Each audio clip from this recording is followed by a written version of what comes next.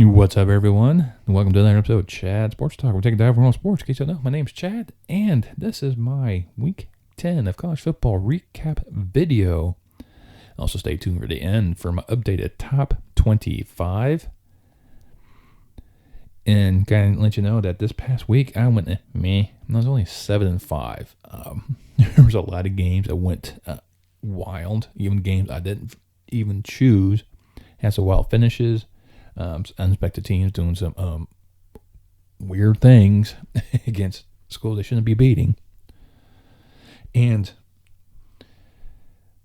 there's definitely one game I could have picked one way and went different and went the other way, and I picked it wrong. So either or, and I picked the either instead of the or.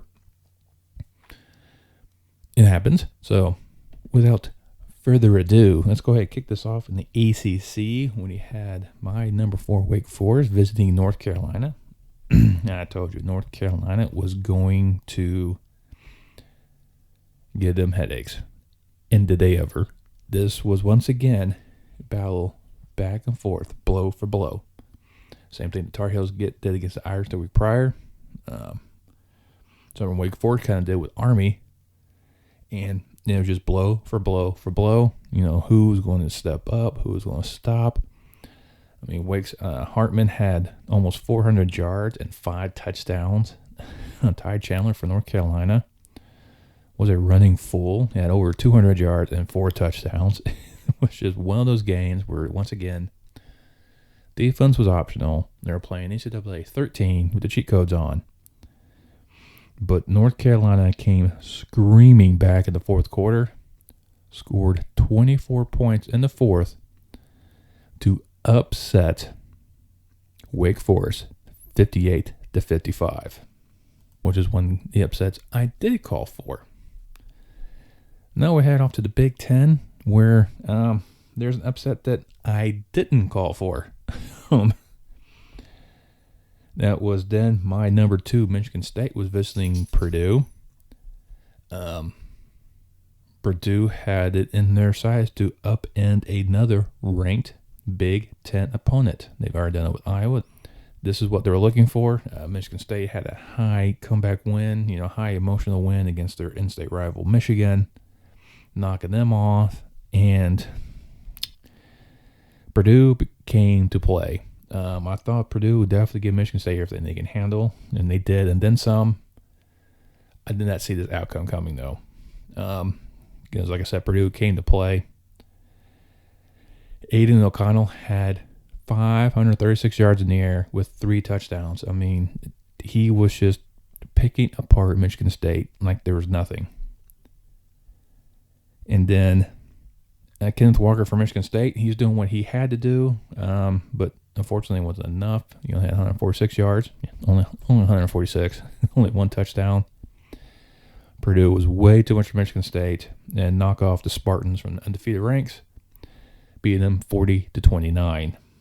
We're to the Big 12 country where I had a couple games on the docket here. One was my 10th ranked Oklahoma State visiting West Virginia. Now, the reason why I put this on here because West Virginia previous week upset Iowa State, which I called.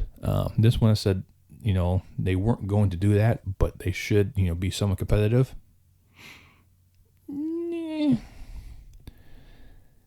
They were pretty much competitive. It took Oklahoma State really a while to get going, but once they did, they just kind of maintained a slow, methodical pace. Oklahoma State defense showed up, just hampered them, and the Oklahoma State left Morgantown with a 24-3 victory. Now, one game that I definitely did not see going the way it did, and the fashion it did, was Texas and Iowa State. I figured this would be close, but I was giving Texas the benefit of the doubt because they've been playing very close to a lot of the past 3 weeks, losing. So I figured it's about time for them to finally get that W and get the Longhorns back on track, try to make it, a bowl bid. Iowa State had other ideas. They just dominated Texas.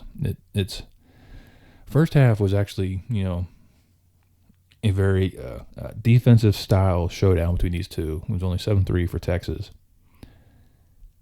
That was the only points Texas would score. As Iowa State routed off 27 unanswered points, dominated the second half. Purdy had over 250 yards passing. Breece Hall had 136 yards rushing with 2 touchdowns. It was just a outpouring to just baffle Texas all day long in the second half, and they crushed the Longhorns 30-7. Then we pretty much had a battle of Texas in Conference USA. It was undefeated UTSA Roadrunners were visiting UTEP to pretty much see who will control Conference USA West Division. Right now,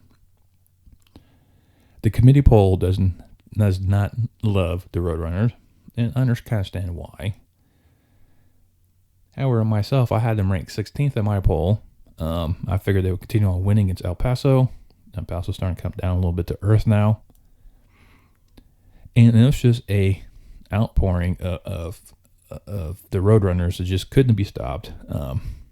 Frank Karras had 206 yards, 2 touchdowns. Sincere McCormick, 169 yards and a touchdown. And it was just an outpouring beating. It was almost done pretty much at the half, where UTSF was up 30-9. I mean, it was that far ahead, and just they were just exchanging touchdowns in the second half. And it was UTEP just couldn't handle. UTSA was up, finished the game, winning 44-23. Their next major hurdle for Roadrunners will be UAB, and that'll pretty much determine who wins the West Division in Conference USA. And now we come to the service academies. So Navy was visiting Notre Dame.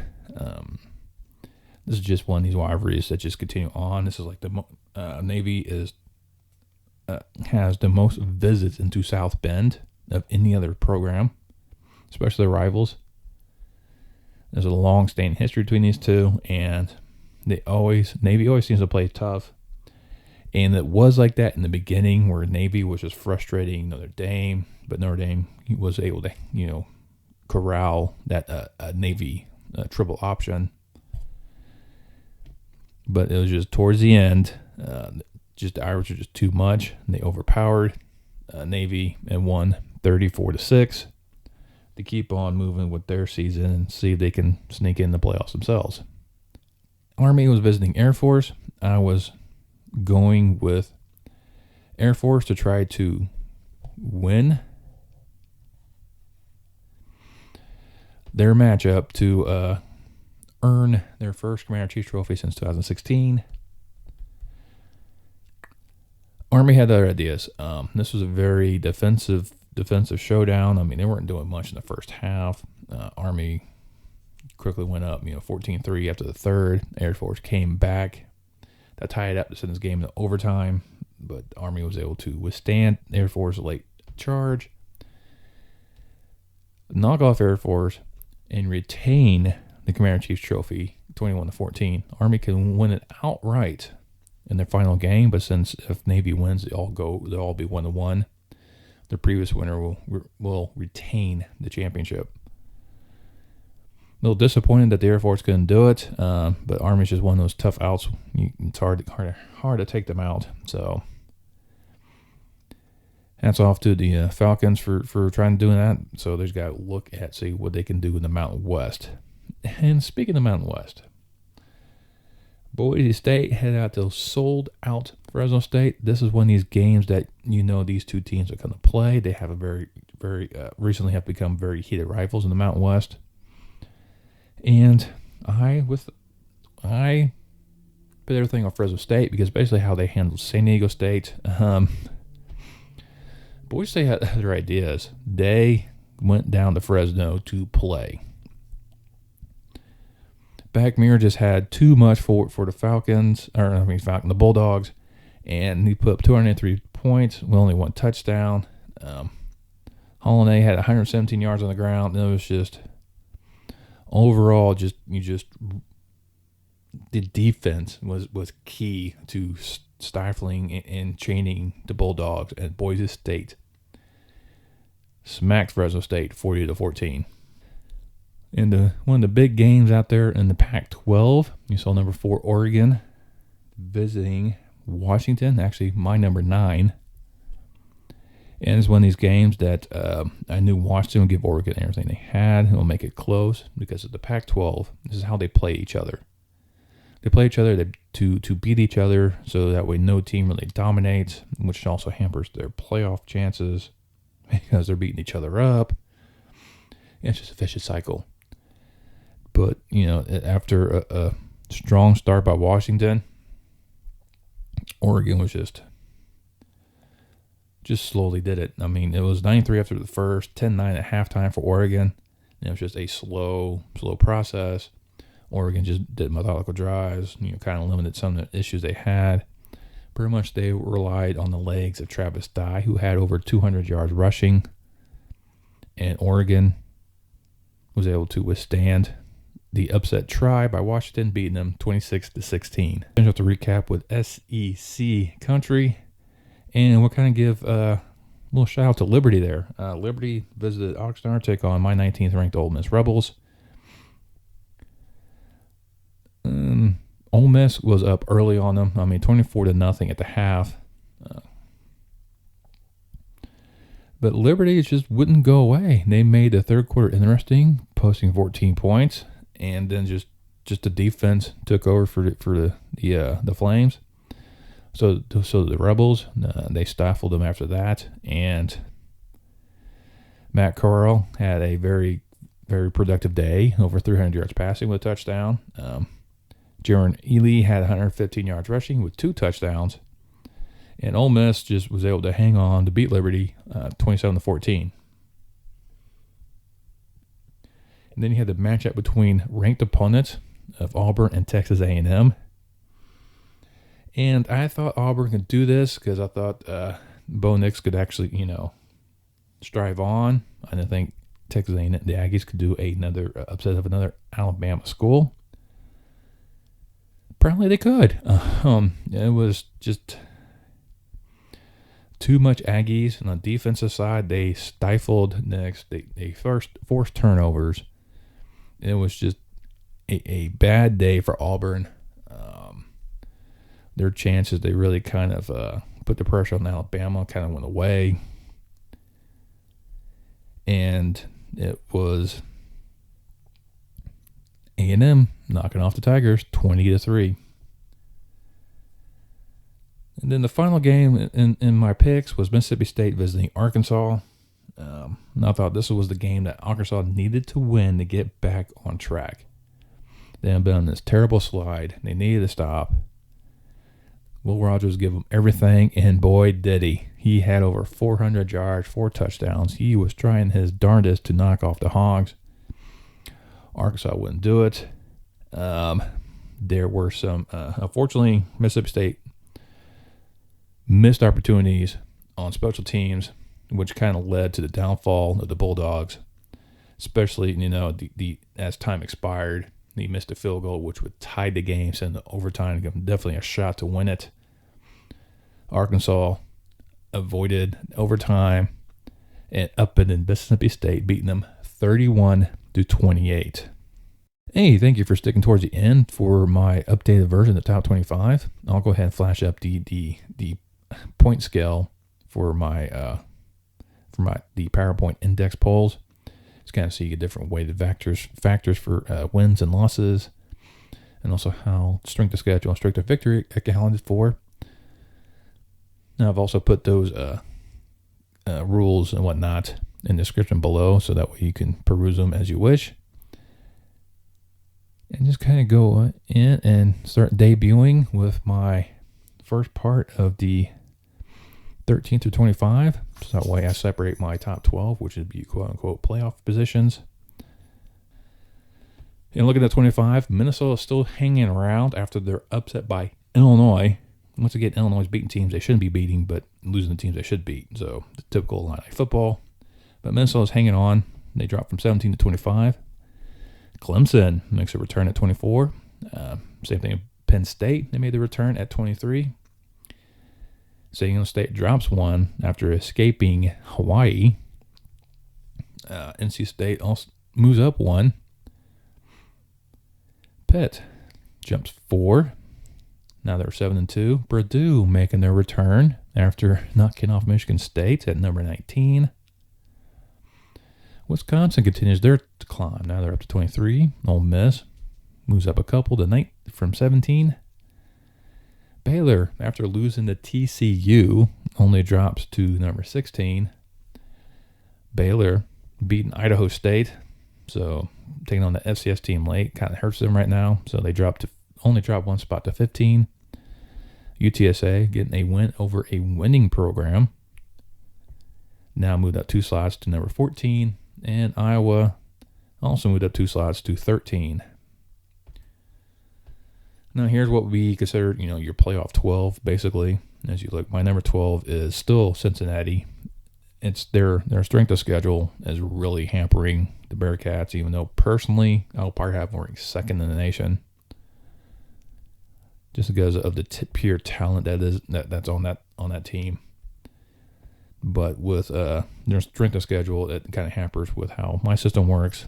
A&M moves ahead of them, moves up to number 11 after their win against Auburn. Wake Forest still in the top 10 after they're being upsetted. So they dropped from 4 to 10. Oklahoma State now moves up to number 9. Notre Dame and Alabama switch positions thanks to Notre Dame's win against Navy. Oregon is now 6th. Michigan State didn't fall very far after losing to Purdue. Now they're 5th. In the top 4 right now, I have Ohio State at 4. Michigan 3. Oklahoma moves up to 2nd. And, of course, Georgia's still number 1. The interesting fact between these, yes, Michigan State did beat Michigan. But once again, it's the schedule that's hampering Michigan State. Ohio State still have to play Michigan State and Michigan, so these polls, these results definitely will change as the season progresses. So you definitely see one of them probably be 3, and maybe Oregon or Alabama sneaks in there. Who knows? But that's definitely it. My top 25, my new number 4. We'll see how things change next week. With college football, it always seems to change weekly. That's one of the great things about college football. You never know who's going to win. One team can have a really bad day and then pick the wrong day to have a bad day because somebody comes in with the desire to knock you out and replace you basically. And basically what happened, as you saw, Michigan State was a little prepared for Purdue. Auburn was a little prepared for A&M, Texas. Same thing against Iowa State. Minnesota with Illinois.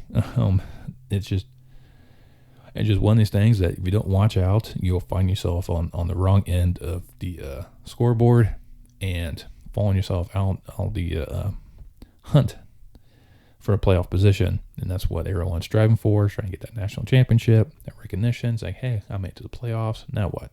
Okay, well, that's my recap in my video. It's just, as I said earlier, I went 7-5. Kind of meh, kind of type of week. Like I said, a few of these games didn't go the way I thought. One account then went either or, and I picked the or instead of either, so I ended up losing that one. And hey, maybe I'll do better next week. Top 25 did a few changes, especially my top 4. But Ohio State still has to do those games against Michigan State to the end of the season, so a lot of things will change in my top 25, including my top 10. So be mindful of that. And I'll get a video for my next week 11 college football action on Friday for Saturday action. And if you like this content, please consider giving me a like. Hit that thumbs up for me. You also leave a comment. Let me know what you thought of this particular content. When you think of my poll, I know it's a bit weird to kind of how things kind of go. But I will put the description of how my point system kind of goes and down below, so you kind of look at that and criticize me accordingly. And while you're there, you can also subscribe. Once you subscribe, you hit that bell notification. Let you know next time I post a video, and I'll see you next time on Chat Sports Talk.